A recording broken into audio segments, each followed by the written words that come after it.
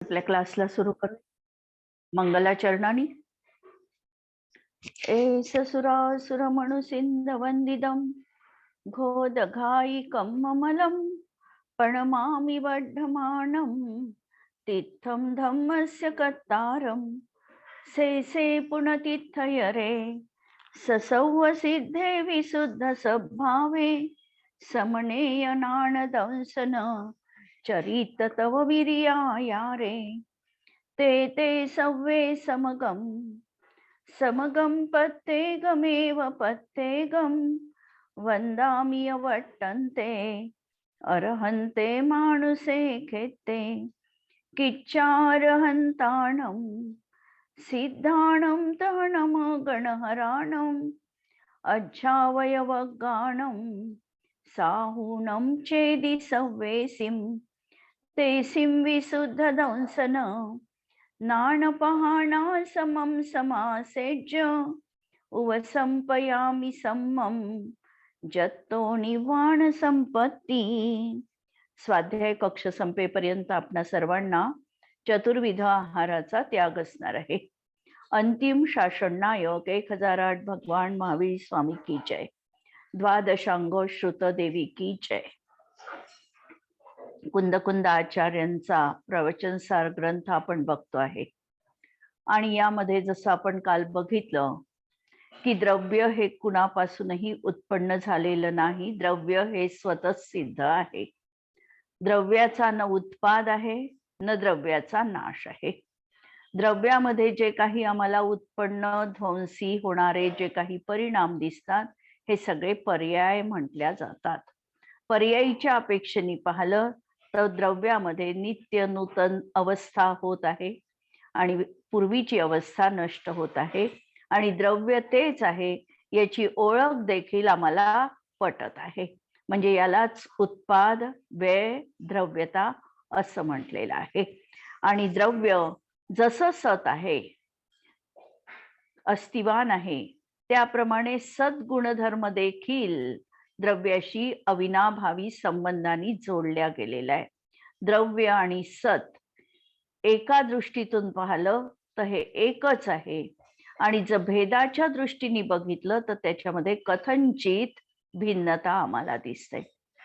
दोन नयाचे दृष्टिकोन जर आम्ही द्रव्यार्थिक नय प्रधानतेने बघितला वस्तूमधला तर सर्व गुणधर्म ज्यामध्ये अंतर्लीन झालेले आहे असा द्रव्य जेव्हा आमच्या वचनात किंवा मान्यतेत आहे त्यावेळेला त्याच्यामधला तो भेद गौण पडतो. म्हणून ते द्रव्य तसंच आहे असं अभेद विवक्षेनी म्हणता येतं. आणि जेव्हा भेद बघतो त्यावेळेला भेदाला प्राधान्य दिल्यामुळे भेद आणि वस्तू याच्यामध्ये कथंचित आम्हाला फरक देखील दिसतो जो पर्यायार्थिक नयाचा विषय आहे. पर्यायार्थिक नयाचा विषय भेद किंवा पर्याय आहे आणि द्रव्यार्थिक नयाचा विषय द्रव्य किंवा अभेद आहे. अशा दोन दृष्टिकोनातून वस्तूचा म्हणजे द्रव्याचा आम्ही नित्य अनुभव घेत असतो. प्रत्यक्षामध्ये देखील आम्ही हे प्रमाणित करतो की अशा प्रकारे वस्तू दोन तऱ्हेने आम्हाला बघावी लागते. एका दृष्टीतून बघितलं तर आम्ही हे म्हणतो की अरे ही वस्तू तीच आहे, याचं फक्त रंगरंगोटी बदललेली आहे, वस्तूचं ओरिजिनलत्व कायम आहे. आणि दुसऱ्या दृष्टीतून जर आम्ही बघितलं तर आम्हाला हे जाणवतं की वस्तू बदललेली आहे. तर दोन्ही दृष्टिकोनातून आम्हाला बघून वस्तूच्या मध्ये सामंजस्य प्रस्थापित करावं लागतं. हीच आहे अनेकांतात्मक दृष्टी. आणि या दृष्टीने जर आम्ही बघितलं तर सत आणि द्रव्य हे अलग आहे का असा जर प्रश्न केला तर पहिल्यांदा तर सांगितलं की जे सांख्यांनी मांडलेलं होतं समवाय संबंध की सत अलग आहे आणि द्रव्य अलग आहे आणि ते समवाय संबंधामुळे एक आले. तर असं युतसिद्धत्व दोनचा संयोग मिळून आणि तोही संयोग असा की निघून जाणारा असा संयोग मिळून तो संबंध त्या ठिकाणी कदापि मान्य होऊ शकत नाही. कारण सत वस्तूमधून कुठेही जात नाही. जिथे जिथे सत आहे तिथे तिथे द्रव्य आहे, जिथं जिथं द्रव्य आहे तिथे तिथे सत असणारच आहे. त्याच्यामुळे इथे सत आणि द्रव्य यांच्यामध्ये दंडदंडी प्रमाणे, म्हणजे एखाद्या मनुष्याच्या हातात दंड आहे त्यामुळे त्याला जसा दंडी संबोधण्यात येतो, किंवा पगडीवाला मनुष्य, छत्रीवाला मनुष्य असा संयोग बघून युतसिद्ध संबंध यांनी त्या व्यक्तीला तसं म्हटल्या जातं. तशा प्रकारे द्रव्य आणि सत याच्यामध्ये युत सिद्ध संबंध नाही, ही पहिल्यांदा गोष्ट स्पष्ट केलेली आहे. आता पुढे सांगतात की सद्भूत द्रव्य, द्रव्य कसं आहे, सद्रूपाचं आहे, आणि सत्ता म्हणजे द्रव्य आणि सत्ता यामध्ये युत सिद्धत्वपणामुळे अन्य द्रव्यपणा नाही. कारण ह्या दोन गोष्टी अलग नाहीतच आहे. सत आधी अलग होतं आणि द्रव्य अलग होतं, आणि याच्यामध्ये युत सिद्धत्व आलं, दोन एकत्रित आले, असा या ठिकाणी युत सिद्ध संबंध दिसत नाही. म्हणून हा सत आणि द्रव्य एकच आहे, एकच म्हणजे अन्य द्रव्य त्या ठिकाणी असणार नाही. कारण त्या दोहोंमध्ये दंडदंडी संबंधाप्रमाणे युतसिद्ध संबंधाचा अभाव आहे. कारण सत्ता आणि द्रव्य हे कसं आहे तर एकच आहे, त्याच्यामध्ये दंडदंडीप्रमाणे दोन एकत्रित आले असा संबंध दिसत नाही. प्रत्यक्षामध्ये ते आम्हाला तसं आढळून येत नाही. आणि दुसरं, जर आम्ही अयुतसिद्ध संबंध आहे म्हटलं, अयुतसिद्ध संबंध म्हणजे द्रव्य आणि गुणांचा असणारा संबंध, या संबंधाला अयुत सिद्ध, कारण हे कदापिही पृथक होऊ शकत नाही, अशा संबंधाला अयुत म्हणजे जोडलेलं नाही, वेगळं नाही, पण कथंचित वेगळं आहे, अशा तऱ्हेचा जो संबंध त्या ठिकाणी असणार आहे हा अयुत सिद्ध संबंध आहे. अयुत सिद्ध संबंधाने देखील अन्य द्रव्यपणा सिद्ध होत नाही.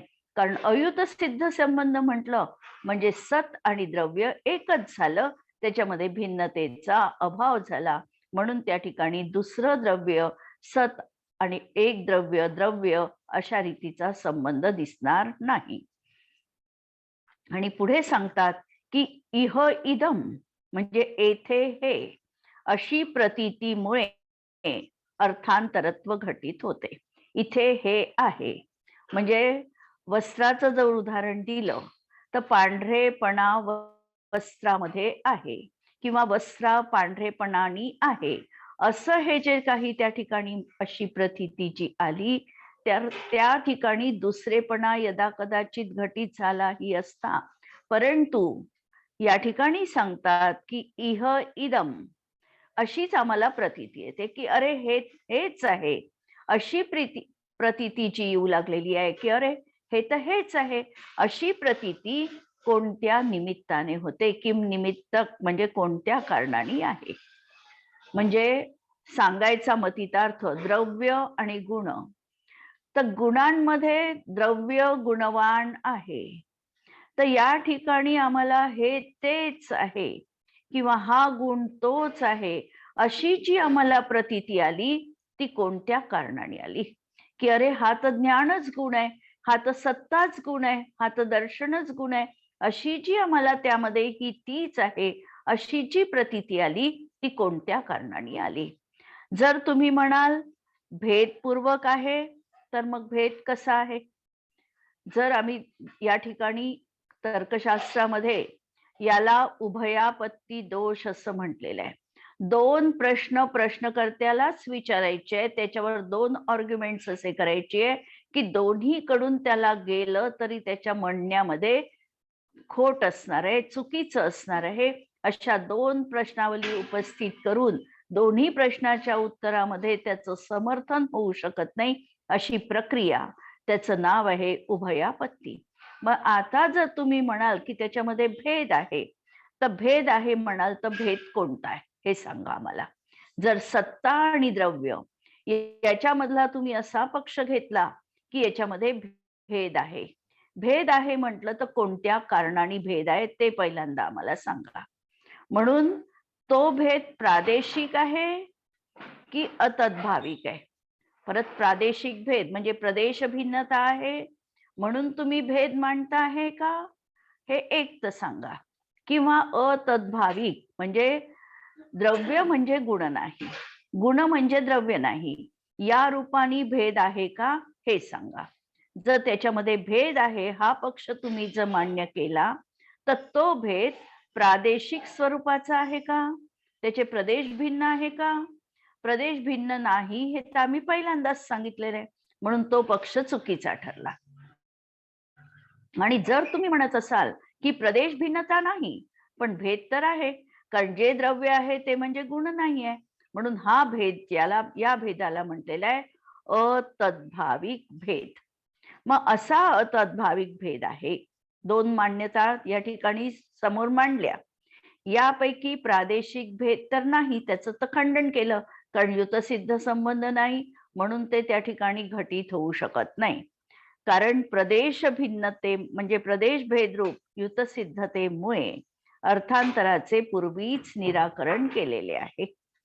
जर तुम्ही म्हटला तर दुसरा पक्ष जर मान्य केला की तो अतद्भाविक भेद आहे, तर अतद्भाविक भेद असेल तर त्या आगमामध्येही मान्य केलेला आहे. कारण आगमही असं सांगतं की द्रव्य आणि गुण एक नाही. द्रव्याची व्याख्या अलग, द्रव्याचं नाव अलग, द्रव्याचं प्रयोजन अलग, द्रव्याचं लक्षण अलग. गुणाचं नाव अलग, गुणाचं लक्षण अलग, प्रयोजन अलग, फक्त त्या ठिकाणी प्रदेश भिन्नता नाही. आणि या दृष्टीने जर तुम्ही म्हणत असाल की त्याच्यामध्ये अतद्भाविक म्हणजे ते हे नाही अशी प्रतीती येते, म्हणून आम्ही तिथे भेद मांडतो, तर आम्हाला ते मान्य आहे. कारण द्रव्य म्हणजे गुण नाही. पण हे म्हणत असताना आम्हाला ते मान्य आहे, भेद आहे हे मान्य आहे, हे आम्ही कबूल करतो. पण कोणत्या नयानी, तर त्यावेळेला पर्यायार्थिक नयानी जेव्हा आम्ही बघू तेव्हा आम्ही म्हणू की द्रव्य म्हणजे गुण नाही, द्रव्य म्हणजे सत्ता नाही. कोणत्या पर्यायार्थिक नयाची विवक्षा लावली तर. पण त्यावेळेला समजा यदा कदाचित द्रव्यार्थिक नयाची जर आम्ही अपेक्षा केली तर द्रव्यार्थिक नय अभेद बघतो, भेदाला द्रव्यार्थिक नयामध्ये स्थान नाही, म्हणून गुण अलग आणि गुणी अलग असं द्रव्यार्थिक नय बघत नाही. आणि न बघितल्यामुळे सत्ता आणि द्रव्य या द्रव्यार्थिक नयानी एकच झालं. पुढे हे सांगणार आहे, जर ते पर्यायार्थिक नयाची विवक्षा लावली तर. परंतु येथे हा तद्भाविक भेद एकांताने येथे या प्रतीतीचा आश्रय नाही. पण हा जो एकांतिक रूपाने जर अतद्भाविक भेद मानत असेल तर हा पर्यायार्थिक नयाचा विषय आहे. निरंतर अशा प्रकारे भेदच आम्ही बघतो वस्तूमध्ये असं नाही, म्हणून येथे या प्रतीतीचा आश्रय नाही. कारण तो स्वयं उन्मग्न आणि निमग्न होतो. तो स्वयं उन्मग्न म्हणजे कधी कधी तो भेद प्रगट दिसतो आणि कधी कधी उन्मग्न म्हणजे आम्ही भेद बघत पण नाही. कधी कधी आम्ही भेदानी कथन करतो म्हणून उन्मग्न होतो आणि कधी कधी भेद बघत नाही म्हणून तो भेद गौण देखील होतो.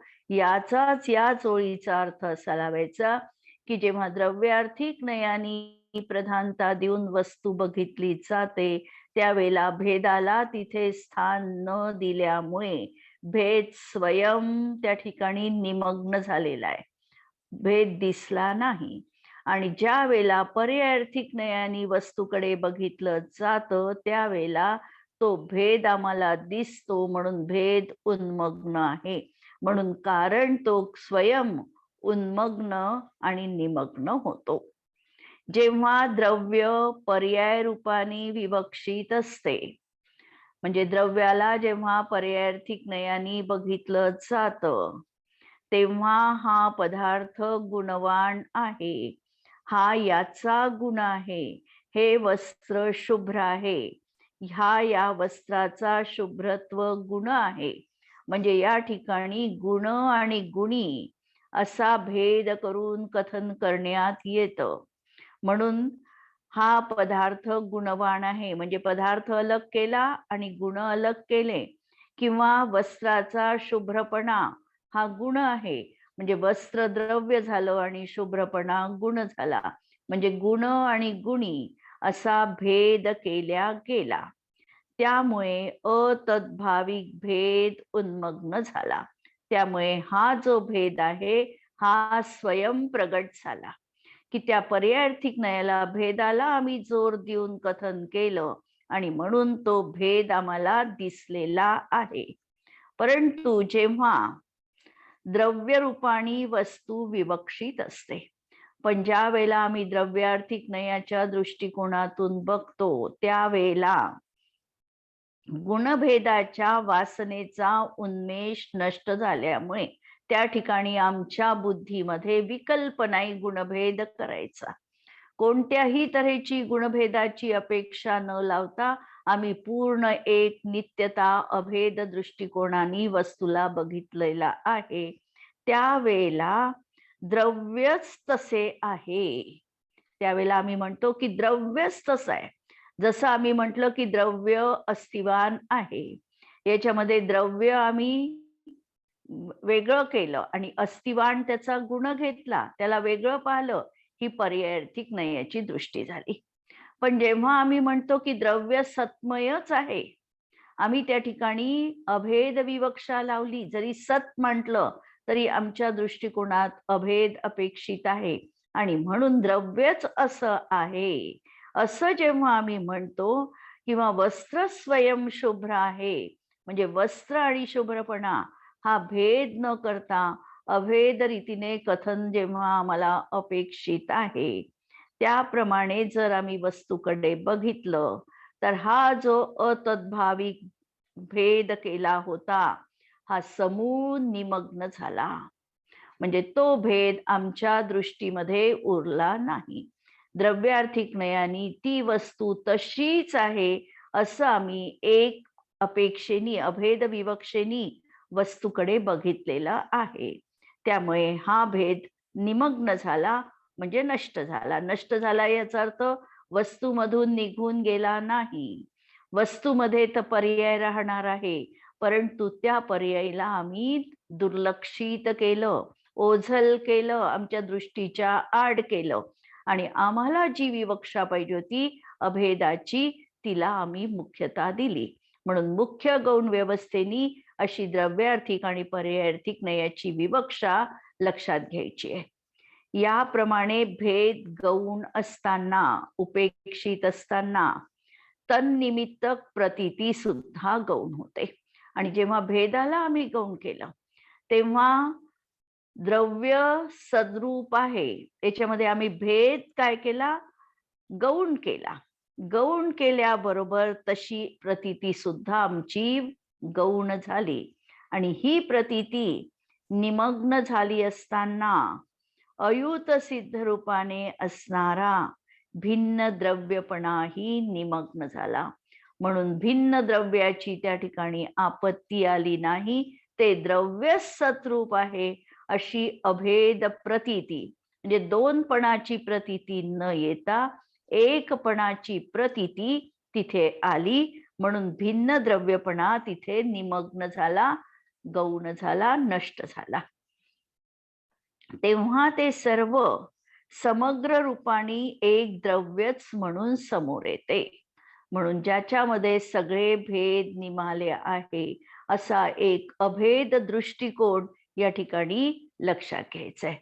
ही गाथा जेव्हा आम्ही बघतो याच्याशी पॅरलर आम्हाला गाथा समयसार मध्ये दिसते. समयसार मध्ये सांगितलं की आत्मा तुम्ही न्यायक स्वभावाने अनुभवा.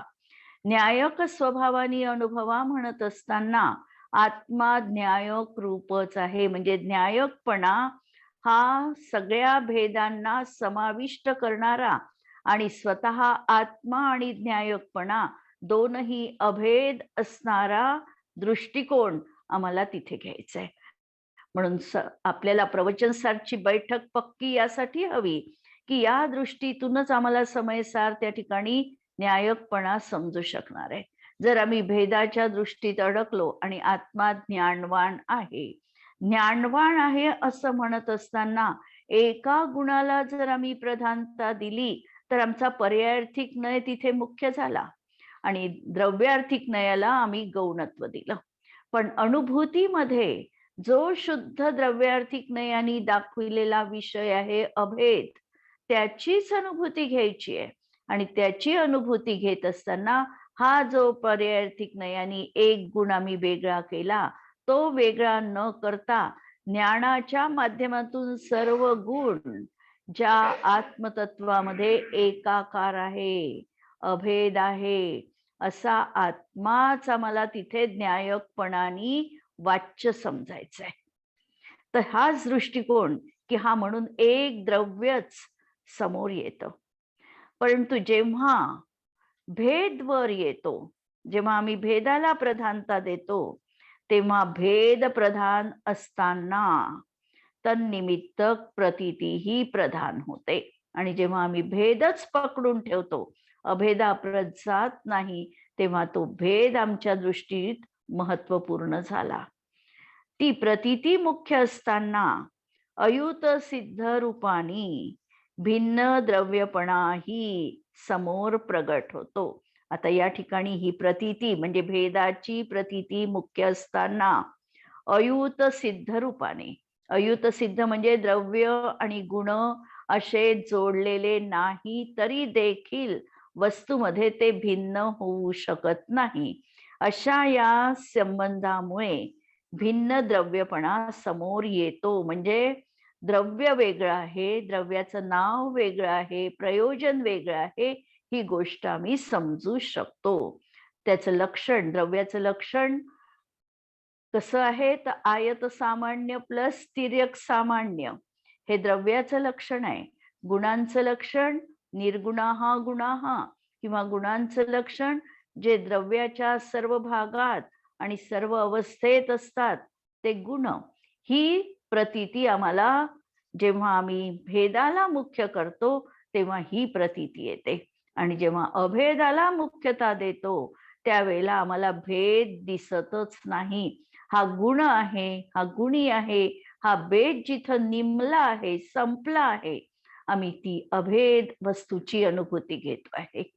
व्यवहारामध्ये देखील आम्ही बघतो की ज्या वेळेला आम्हाला एखादी कोणतीही वस्तू विकत घ्यायची असेल त्यावेळेला आम्ही 10 दुकानं फिरतो, 10 दुकानांमध्ये वस्तूची शहानिशा करतो की कोणती वस्तू चांगली आहे, कोणती सुंदर आहे, कोणती आपल्याला सुंदर वाटेल, या सगळ्या कोणती किमतीत आमच्या बसेल, या सर्व दृष्टींनी आम्ही विचार करतो. त्यावेळेला आमच्या दृष्टिकोनामध्ये पर्यायार्थिक नय मुख्य आहे. त्या ठिकाणी भेदाला आम्ही प्रधानता दिली आहे. 100 वस्तू आम्ही बघितलेल्या आहे आणि ज्या वेळेला एक निर्णय आम्ही पक्का करतो आणि ती वस्तू खरेदी करतो आणि खरेदी केल्यानंतर ती आम्ही वापरायला सुरुवात करतो किंवा साडी असेल तर परिधान करायला सुरुवात करतो, त्यावेळेला ही साडी 100ची आहे, 200ची आहे, हे सगळे विकल्प संपलेले आहे.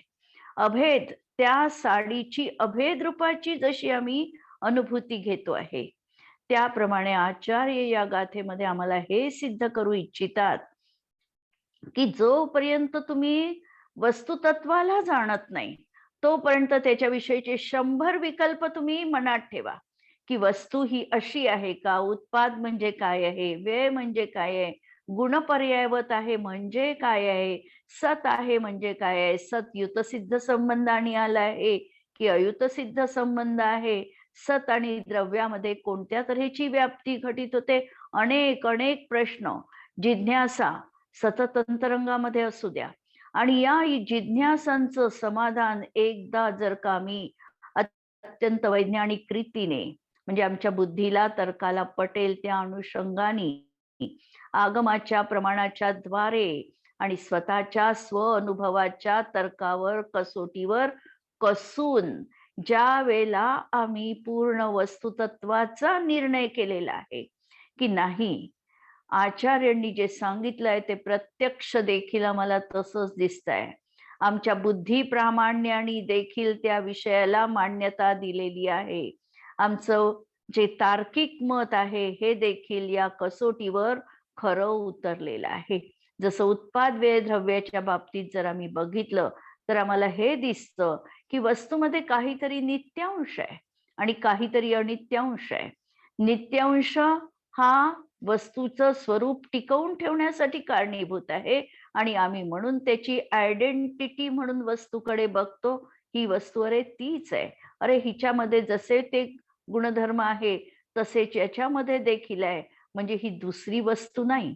पण त्याचं स्वरूप पूर्णतः जरी चेंज झालं असेल तरी कुठलं तरी स्वरूप असं आहे की ज्याच्यावरून आम्ही ती वस्तू तीच आहे हे ओळखू शकतो. आमच्या बुद्धीला पटणारी गोष्ट आम्हाला आचार्य सांगत आहे. आम्ही तर्काच्या कसोटीवर जरी ही गोष्ट घासून पाहिली तरीही आम्हाला हे पटतं की नाही, हे जे आचार्यांनी सांगितलेलं आहे हे तंतोतंत अगदी व्यवस्थित वैज्ञानिक रीतीने प्रूफ होऊ शकतं. याला पूर्ण आम्ही सहमती देऊ शकतो. आणि तिसरं, आगम प्रामाण्य. जर आम्ही कुठलंही आगम उघडलं, म्हणजे फक्त प्रवचनसारमध्येच ही गोष्ट आहे असं नाही आहे. कोणतंही आगम उघडलं आम्ही ज्यामध्ये वस्तुव्यवस्था दाखविलेली आहे, जसं पंचास्तिकाय आहे. पंचास्तिकाय ग्रंथामध्ये देखील 5 अस्तिकाय आणि अनुषंगाने कालद्रव्याचं देखील म्हणजे 6 द्रव्यांचं वर्णन त्या ठिकाणी आलेलं आहे. आणि तिथे जरी आम्ही वस्तुव्यवस्था बघितली तरी आम्हाला हेच सातत्य त्या गाथांमध्ये देखील दिसणार आहे. तिथली वस्तुव्यवस्था वेगळी आणि इथे सांगितलेली वस्तुव्यवस्था वेगळी असं वस्तुव्यवस्थेत असू शकत नाही. म्हणजे वस्तूच्या समजण्यात आम्ही गोंधळ करू शकू, म्हणजे आमच्या ज्ञानामध्ये कमी अधिकता असू शकेल एक वेळेला, पण वस्तूच्या स्वरूपामध्ये त्रिकाली वरती कधीही बदल होणं नाही. म्हणजे आमच्या ज्ञानाची पर्याय चुकीची असू शकेल एखाद्या वेळेला, पण वस्तू चुकीची असू शकत नाही. ही गोष्ट या गाथेच्या अनुषंगाने लक्षात घ्यायची आहे. आणि म्हणून अयुत सिद्ध रूपाने भिन्न द्रव्यपणा ही समोर प्रगट होतो. भिन्न द्रव्यपणा प्रगट होतो म्हणजे द्रव्य आणि गुण याच्यामध्ये आम्हाला फरक देखील दिसतो, कथंचित फरक दिसतो आणि कथंचित फरक दिसत पण नाही. तेव्हा सुद्धा ज्याप्रमाणे जलतरंग सागरापासून पृथक नसतात. उदाहरण आचार्यांनी दिलं की समुद्र आहे आणि समुद्रामध्ये जलाच्या लाटा उसळत आहे. तर जलाच्या लाटा ज्या उसळत आहे त्या समुद्र आहे की असमुद्र आहे, असा जर कोणी प्रश्न विचारला तर त्याला आम्ही म्हणू की हा कथंचित समुद्र आहे आणि कथंचित असमुद्र आहे. त्याला जसं उत्तर द्यावं लागते, लाटा आहे, लाटा समुद्र आहे की असमुद्र आहे.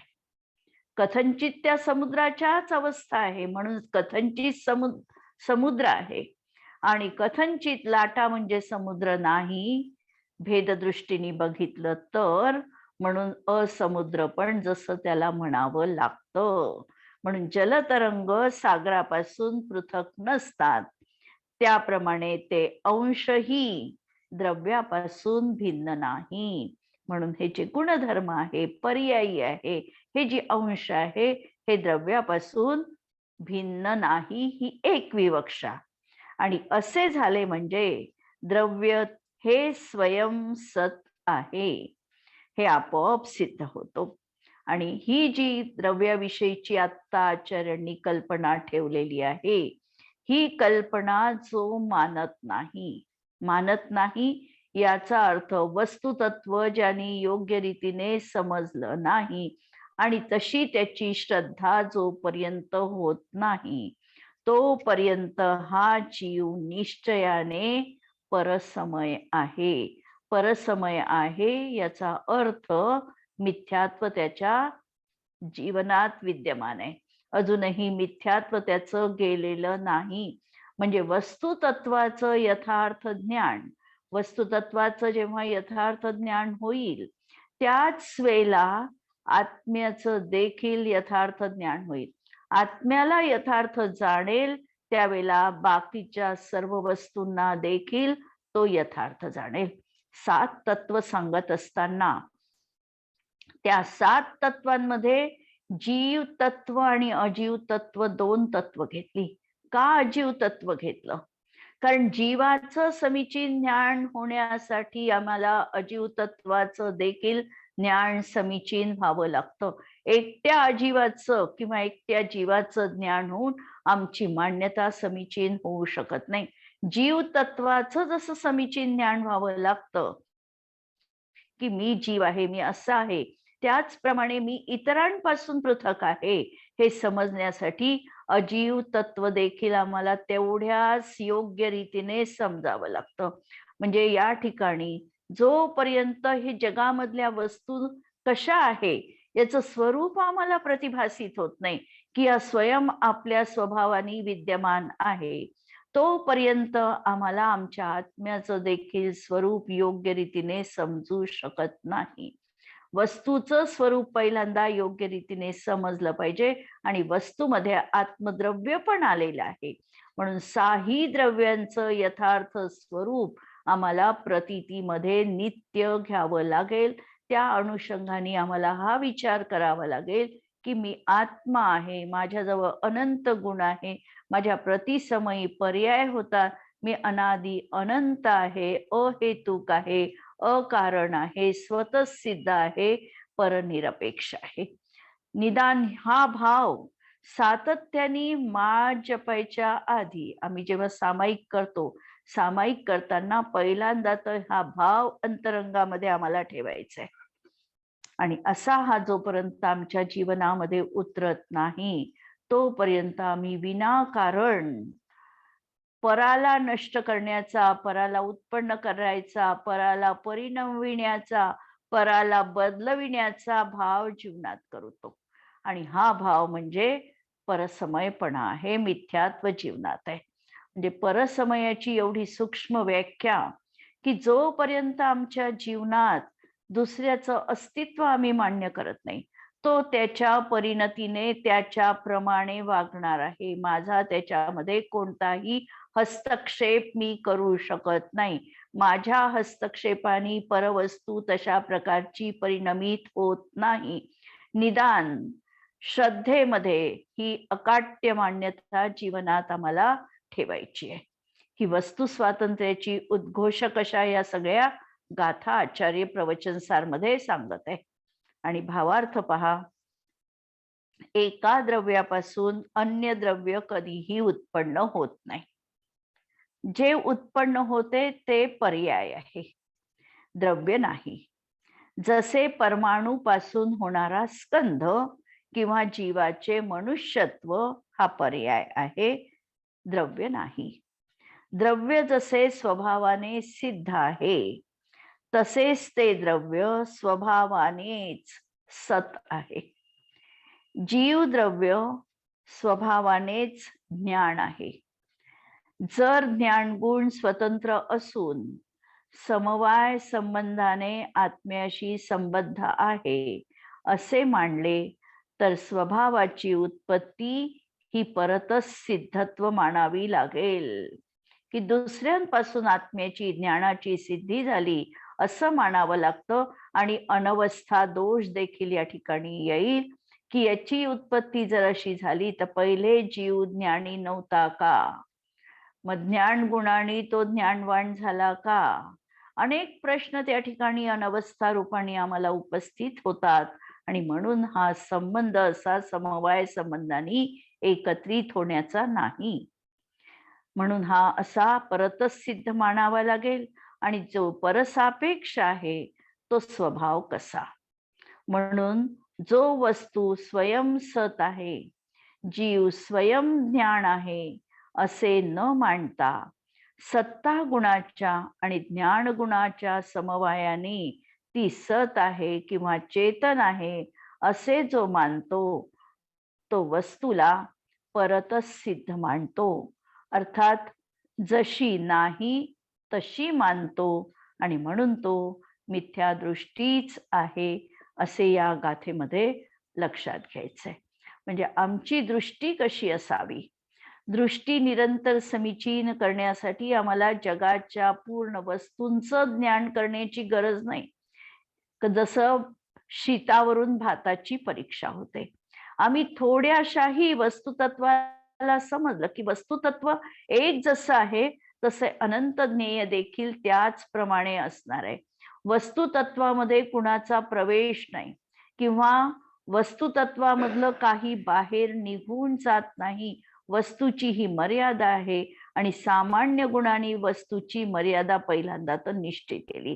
अस्तित्व गुणांनी वस्तूची मर्यादा निश्चित करताना सांगितलं की वस्तू स्वभावानी सतरूप आहे. म्हणजे ती परिणमनशील जरी असली तरी वस्तूचा कधी समूळ नाश होत नाही. अस्तित्व गुणांनी ही सिद्धी केली. वस्तुत्व गुणांनी हे सिद्ध केलं की वस्तू ही जी जगामध्ये आहे ती प्रत्येक वस्तू अर्थक्रियाकारित्व रूपाने आहे. म्हणजे तिला काहीतरी उपयोगी पण आहे. निरर्थक अशी जगामधली कोणतीही वस्तू नाही. कोणतीही वस्तू आम्ही डोळ्यासमोर आणली तर ती निरर्थक नाही. तिचा कुठे ना कुठे काही ना काही कशा ना कशा रीतीने कुणाला तरी त्याचा उपयोगीपणा नित्य सिद्ध आहे. हा वस्तूचा वस्तुत्व गुणधर्म आहे. वस्तू म्हटल्यानंतर ती क्षेत्रांमध्ये देखील व्यापक आहे. म्हणजे तिला प्रदेश देखील असणार आहे. ती अशी ही सप्रदेशी वस्तू आहे. प्रदेशत्व गुणांनी आहे आणि वस्तू आहे तर ती कोणत्या तरी ज्ञानाने जाणल्या जाणारच आहे. तिच्यामध्ये अशी प्रमेयत्व नावाची देखील शक्ती आहेच. या काही गोष्टींनी वस्तूची आम्ही जशी मर्यादा निश्चित केली की परत याच्यामध्ये सांगितलं की एक द्रव्याचं परिणमन दुसरं वस्तू करत नाही. तिचं स्वतःसिद्ध रीतीने परिणमन आहे. तिच्यामधले जे गुणधर्म आहेत ते देखील तिच्यामध्ये स्वतःसिद्ध रीतीने विद्यमान आहे. एवढी ही वस्तूची सगळी आम्ही लक्षात घेतल्यानंतर एकाला जाणलं आम्ही तरी आम्ही अनंताला त्या ठिकाणी जाणू शकतो. मध्ये प्रवचनसार मध्ये गाथा येऊन गेली होती. जो एकाला योग्य रीतीने जाणत नाही तो सर्वांना देखील जाणत नाही आणि जो सर्वांना जाणत नाही तो एकाला देखील जाणत नाही. 47 की 48 नंबरची ती गाथा आहे. जो एकाला जाणत नाही तो सर्वाला जाणत नाही आणि जो सर्वांना जाणत नाही तो एकाला जाणत नाही. म्हणून आम्हाला वस्तुतत्वाविषयीची समीचीन ज्ञान करण्यासाठी ही अत्यंत अशी महत्वपूर्ण गाथा आपण बघितली आणि नंतरच्या याच्यात आपण याचा सारांश पण बघणार आहे आणि प्रॅक्टिकल आम्ही याचं काय करायचं ते आपण परवाच्या याच्यामध्ये बघू आणि नंतरच्या येणाऱ्या गाथेकडेही आपण वळू.